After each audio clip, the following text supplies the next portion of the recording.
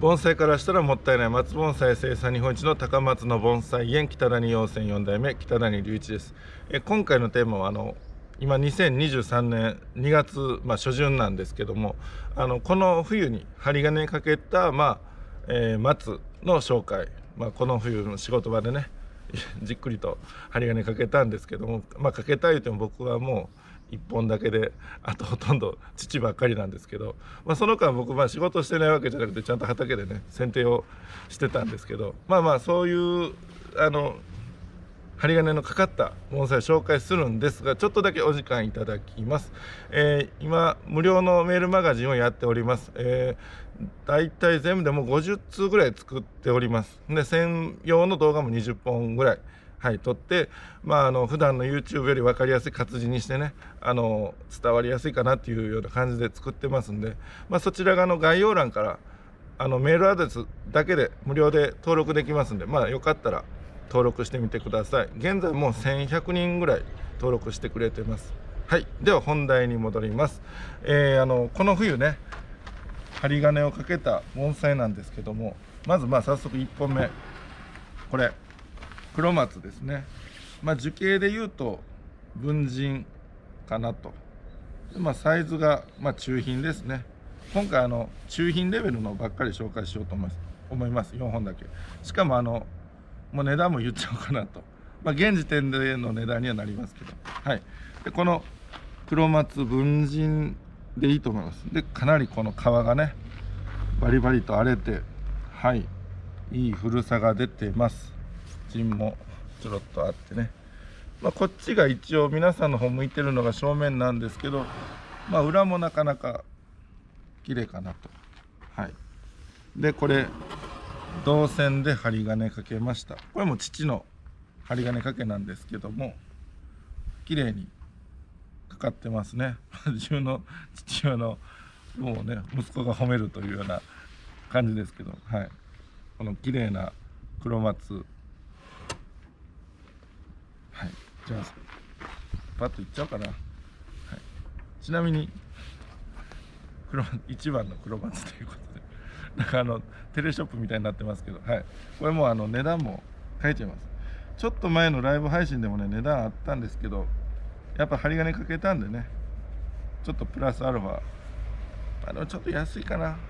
親父怒られるかな。8万円。8万円だったらお譲りできるかなという感じです。なかなかいいサイズですよ。軽いです。持ってもねこんな感じ。ではちょっとこれよく置い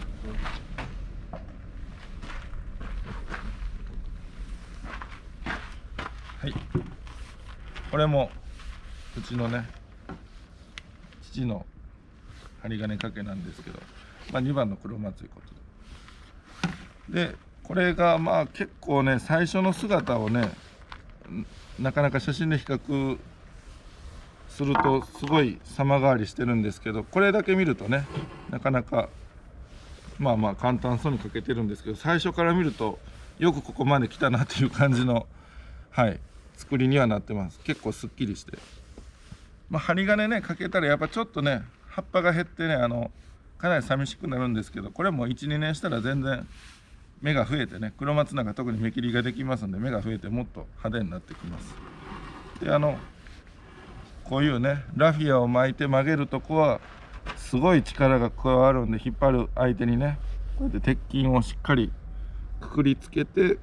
そこにこうぐーっとね器具なんかを使って幹がもっとこっちの方にあったのをこうぐっとねこの鉄筋に縛り付けて寄せて曲げてます。こんな感じ。なかなか前はこの下にもね枝がバーっとあったんですけど、これは使えないだろうって判断で取りました。で植え付け角度も変えて今に至ると。でこの黒松がそうだな、こ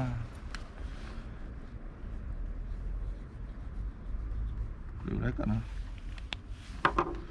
ょっと YouTube で僕言うと安く言い過ぎるのか。2番の黒松7万円ということで、これが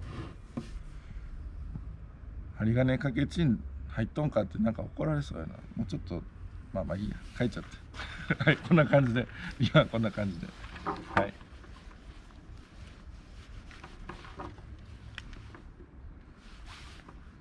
次は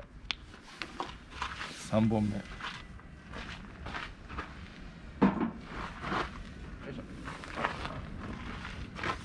はい、この冬ね、唯一僕がかけた針金の黒松です。まああんまりこう樹形としてはね、くねくねもしてないし、ちょっと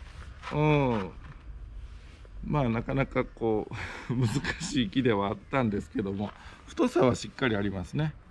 はい。で、皮の古さも十分に乗ってるところから見ると、樹齢はかなり経ってそうです。もう4、50年は軽く経ってそうですね。はい。これもともと正面はこっちだったかな。それをこっちに変えて、もうちょっと裏の枝がね、もうちょっとこっちに曲がってきたらいいかなと。また、次の段階でやったらいいかなという感じはあります。まあこの、切り替わる、これもそのうちなくなるかな。そんな感じの枝なんですけど、はい。割と点も丸くね、いい感じに収まって、難しい樹形ながらもなんとかものになったかなという感じはします。はい。でこれがもう早速いっちゃおう。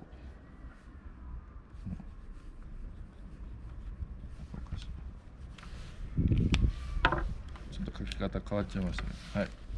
3番の黒松もちょうどいいところで10万円と。これ意外とね、太くて古い分ね、僕の仕入れ価格はあったんですけど、もういっかという感じで、結構うちに長くいるんで。でもこれ多分針金ちゃんとかけたんでね、ここからどんどん派手になっていったら意外といいんじゃないかなっていう感じはあります。はい。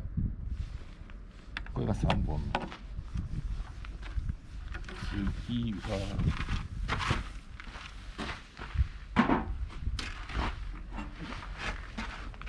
はい、この冬針金かけた中品盆栽の4本目、これ今回ラストなんですが、これ未生五葉松ですね。愛媛で持ってらした方がいらっしゃって、かなり制作途中だったんですけど、僕この樹形とか枝ぶりを気に入って分けていただいたという、なんで多分赤石五葉松かなと思います。結構波状も良くてね、元気も良くて、銅線、これも父の針金ですけど、優しくかけてるんで、そう簡単に銅線かけたとはいえ傷まないとは思うんですが、未生五葉と銅線若干相性が悪いんですけど、やっぱりね、アルミでかけるよりかは綺麗に仕上がるんで、銅線かけたいところですよね。実際綺麗な感じに、なんかこの幹の流れ、枝の振りがね、意外とありそうでない形なんじゃないかなと思います。で根もしっかり、値上がりまではいかないにしても割とはっきりと面白みがある子だなと、足元の良さありますね。流れが良くて、この大きい枝もなかなか面白いし、お上品な、よくまとまった五葉松だなというような、そんな感じに仕上がりましたね。ちなみに裏からもこんな感じ、はい、こういう陣にね、針金を引っ張ったらすごく枝を下げるので便利ですね。はいこういう幹に巻いて下げるっていうのもありますけど、そういう時はこのゴムのね、管みたいなので養生してやると安心です。今のうちはちょっと皮剥がれちゃいますけど、1、2年の辛抱ということでね、はい、こんな感じの未生五葉松が、どうしようかな、